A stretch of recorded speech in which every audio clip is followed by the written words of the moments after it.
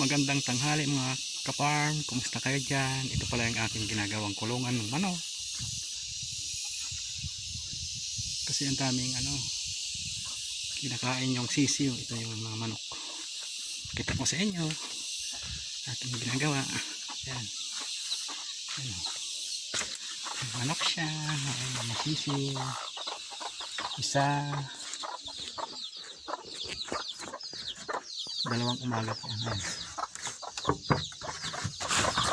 Isa. Ay, tatlo pala to. Ito isa. Ito tatlo. Tatlo yan naghihingsa ngayon. Tatlong mga manok.